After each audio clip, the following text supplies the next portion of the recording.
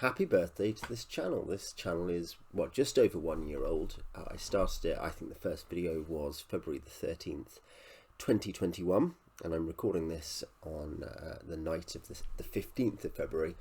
And so, yeah, 1 year in of having a YouTube channel, which I guess is partly a booktube channel, partly a D&D channel, and which is a weird combination perhaps in some ways, but I think there's a natural intersection, and I know I've got some subscribers who enjoy that. Why did I start a channel? I mean, I should say I'm doing this because I think this is the one time you're allowed to be indulgent, is when reflecting on the past. And so I'll indulge myself a little bit, and if you are a subscriber, you'll probably have some patience for that. Why did I start a YouTube channel? Well, I enjoyed booktube. I've been watching booktube for just over a year, and I like books and I like talking about books, and I guess I didn't have loads of outlet for that. I have some friends I talk with about books with, but I don't have loads of outlets for that. And I thought, well, great, I've got opinions that are better than these suckers, so I'll start a channel. And obviously our respective subscriber counts compared to these big channels that I watched and enjoyed probably tell the story of how successful my opinions are on the general market. Nonetheless, I thought I had something to say, and I thought, look, these people do really nice videos that are interesting. Hopefully I can put something out there that maybe comes at it from a particular angle, particularly from the kind of reading classic books, classic sci-fi and fantasy. And that's hopefully something that people enjoy. Certainly 400 subscribers, some of those people enjoy that. How did the channel kind of change and grow is another thing I was reflecting on, which is that because I ride the two horses, it's a D&D channel. In fact, probably 2/3 of the subscribers are D&D subscribers, basically 1/3 booktube. And so I also do books. Now, actually, the quantity of content's the other way around. I do more or less 2 book videos a week and 1 D&D video. And that's largely because the D&D videos take more effort. I say that it's partly that they take more effort. That's why maybe there's not parity, but also because I want to talk about books. And in the end, you've got to be happy with the idea that you read a book, you make a video, and when you look at the stats behind it, 10 people have actually watched the video. You have to, I say I have to be happy with that. For some people that'd be a drastic waste of time, but for me it's an opportunity to talk with a few people about something. So yeah, it's a booktube channel with a large D&D audience, but the D&D stuff definitely, especially once I started finding the right outlets, helped the channel grow rapidly, rapidly compared where it had been. For the book side, when I found some Discords where people posted videos and were interested, I've definitely seen growth from there, particularly the Wizardly Duo Discord, which is hosted by Andrew of Andrew's Wizardly Reads and Nico of Nico's Book Reviews. And I think I saw the channel expand significantly at that point too. And it's not, drastically slowed down since. There are definitely lulls. I've had in December and January, in both of those, I had strong chunks of the month and then a very long lull period. And I wonder if there's, there may be some issue of natural ceiling. I don't think I'm at a ceiling yet, but there may be some issue of natural ceiling. But also, just it depends what I put up. If I put up something that has a particular new spin or is a popular topic, I get subs. Though sometimes the actual video I put up loses subs, but I see the channel grow. So I put up my top 10 fantasy novels, very successful for a booktube video for me. It's -1 sub is the analytics, but I'm pretty certain, because I think I gained like net 3 subs on the day. I think people saw it, looked at the videos and subbed. But yeah, anyway, in terms of the actual, if you want to know the most successful important videos, are my Conan review, which has the highest number of views and the highest number of subscribers, I think, and my Night Below D&D review, which is a kind of an adventure in D&D, and that has like the 2nd most views, or maybe 3rd most views, and the highest number of watch hours, as well as maybe the 2nd highest number of subscribers.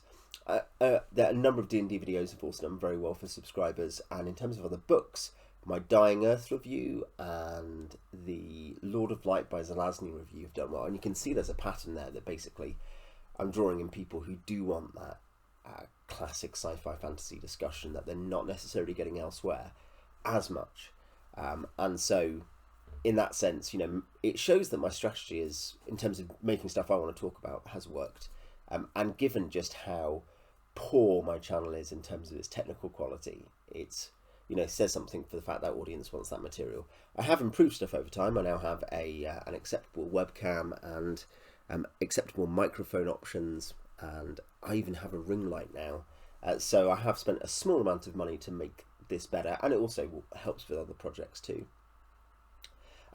I should say, in terms of it growing, I hit 400 subs on the anniversary itself, and I think I went up to 402, and now I'm back down to 400.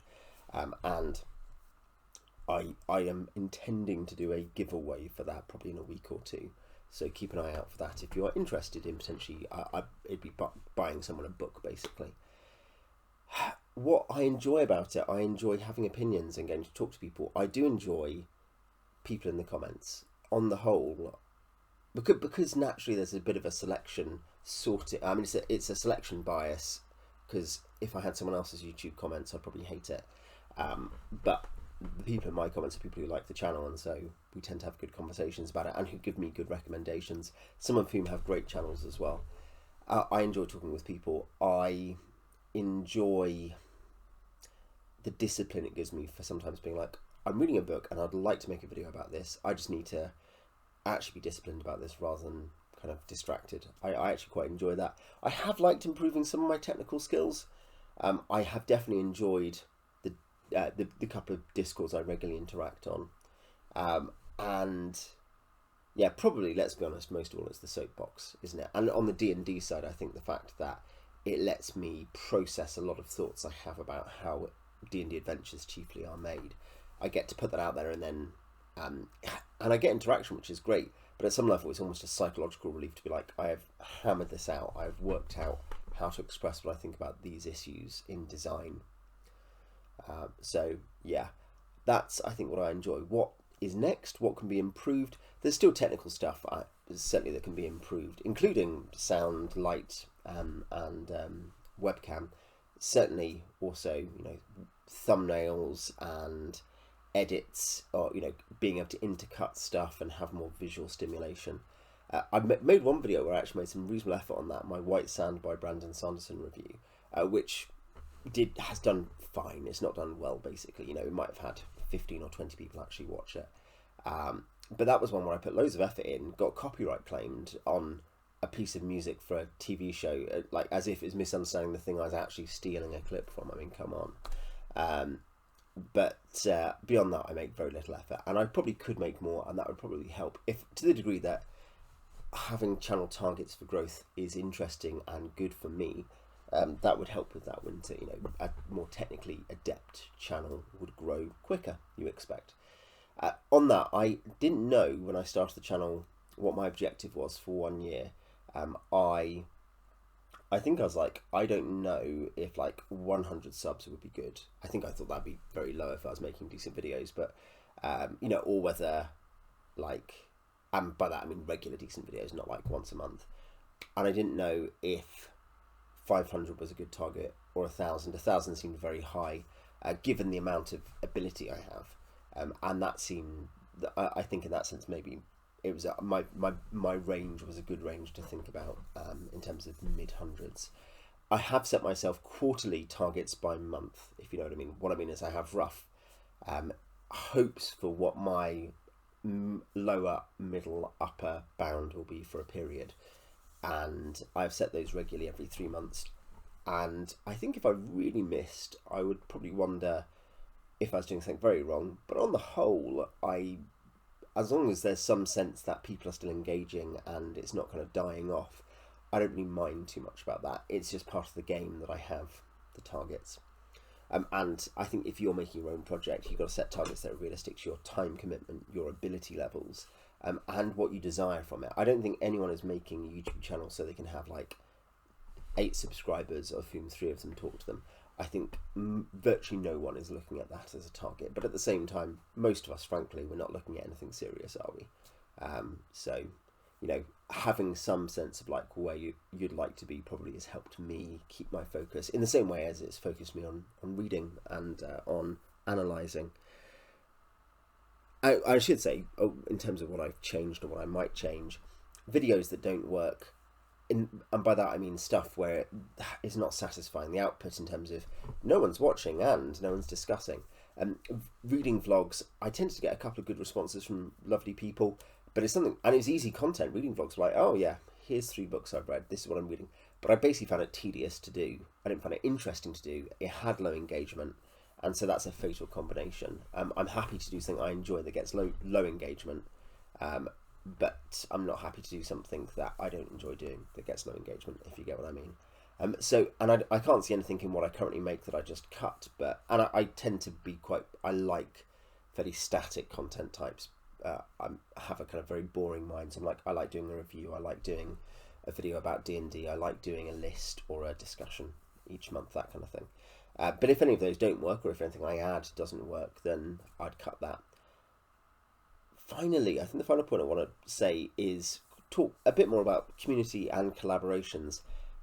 Community-wise, as a small channel, if you're at first in both BookTube and the D&D context, where I had way more contacts on Discord and then Reddit, nonetheless, that's something where I've made some friends there, and there is a really good old school Renaissance community. But I think I've maybe always felt fringier there in terms of often you're talking about very big fora with lots of people, lots of discussion. With BookTube, I've managed to luck into, and I'm sure there are the equivalent on the OSR side, but I've lucked into some strong, smallish communities where you can actually build a set of relationships, and that's nice. Not necessarily that you create a network of the closest friends ever, but people who are friends who you get on with, and you get to talk about things you love with. And then from that, have cut, and to some degree from the channel as well, people who have subscribed for both D&D and books have come collaborations, which I will link in the description because you might find them interesting. On the D&D side, that is a game I run, an open table game that anyone can join and just play for one time for a total of 2.25 hours. But I run that on Discord, and I'll put an up-to-date Discord link in the description. And I've made so far 4 collaboration videos, and I've got another couple planned at least. I've made 2 with Liam from Liam's Lyceum, Liam aka Hemvar. We talked about Elric, the first Elric book, Elric of Menibene, in a spoiler chat, and then we talked about the first volume or first 2 books of Book of the New Sun, so Shadow and Claw, which we both loved, and I think for both of us was our book of 2021. I'm currently reading book 3 in volume 2 of that now. And Liam and I are just able to have long, geeky, deconstruction is the wrong word, decompression discussions of these interesting classic books. One, I guess, New Sun is definitely sci-fi, I would say. Elric is ambivalent. And then I've made 2 videos with Abby from Naked History. We talked about June, and she's put up 1 video of that so far, and of clips from that, kind of in a discussion about women in June. And then I've made an episode on this channel with her called Portal to Fantasy, episode 1, which is about her starting to read fantasy fiction as an adult, because she has never read basically a fantasy fiction novel as an adult. And we will be making another episode of that relatively soon, talking about her book choice, Jonathan Strange and Mr. Norrell. I'll also be making a video soon with Liam and T from An Erudite Adventure on Lord of the Rings. We'll be making that in, I say that, in about 6 weeks, I think. So yes, I like collaborating. I think that's interesting to, and it's part of the pleasure, isn't it, that you get an excuse to talk about books. You have an objective, so you're like, let's talk about it. The same with the D&D thing, that I'm like, oh well, I now have a bunch more D&D friends, not just the ones I know in person, so I can come up with an extra game and I can create extra stuff and get to know extra people. And in that sense, it's a weird thing where the soapbox, and there's a virtuous cycle, hopefully, that the soapbox of the YouTube channel becomes an opportunity for building community and friends. And I think it's very easy to exaggerate the ability to kind of create a community through YouTube comments, but I think the ancillary stuff where you are interacting with other creators or with people who are talking to you about stuff in your comments have, for me at least, given me several opportunities to I guess get to know people and get to learn and to share with people. So yeah, thank you for 1 year. I may or may not be doing one in a year's time. We'll see if the ego takes me at that point. And yeah, tell me, I guess, yeah, if you are a YouTuber, tell me what your experience of having been on it is. And if you're not a YouTuber, tell me what you like about, basically what attracts you in a channel. Why do you like channels? And particularly smaller channels. When you're following a small channel like mine, why? What's the point compared to the big channels which have such, like, basically high production value and wider arrays of content very often. Anyway, that is me for today. Till next time.